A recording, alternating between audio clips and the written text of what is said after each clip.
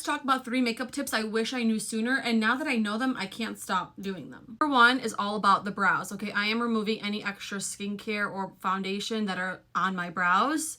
Using a Q-tip is just going to be the easiest and most precise, but that's not the tip. That's just like self-explanatory. You never want to frame your brows in a downward angle. What you want to do instead is set your brows in a lifted position. And if it's too long, you see how I have like this tail end here, cut it. So this little tail has got to go.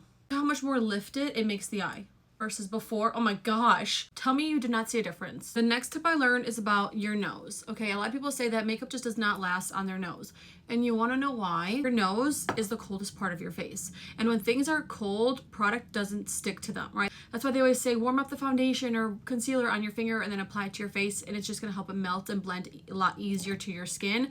Well, do the same thing for contour. So I just applied some on my finger, and I'm just gonna apply it to my nose like this. You don't need a brush or anything like that. And it's just going to melt and apply that much easier because there is that warmth from your fingertips, and you are just very easily contouring your nose now without worrying about patchiness or without it picking up, without it getting cakey, without it disappearing. Product will actually stay on. It's such a simple concept, but like, duh, why didn't we think of that? Last tip, double conceal. And you may be like, no, I can't do that. Like, I'm gonna crease. No, you'll be fine. What we're gonna do is apply our concealer as normal. And if you crease, just start lower, right? I'm not telling you to go right underneath your eyes.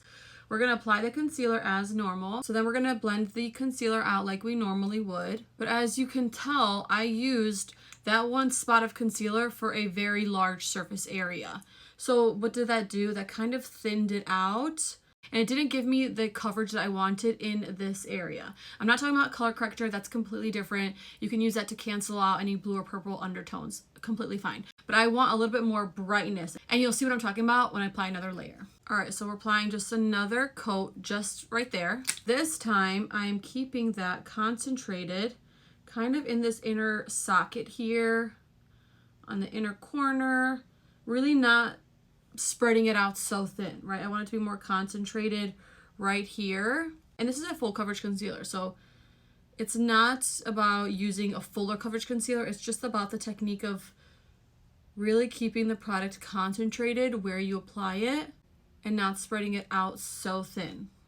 Tell me you don't see a difference in the coverage under my eyes. If you don't believe me, this is the final makeup look. Try these tips out and thank me later. Love you guys. Bye.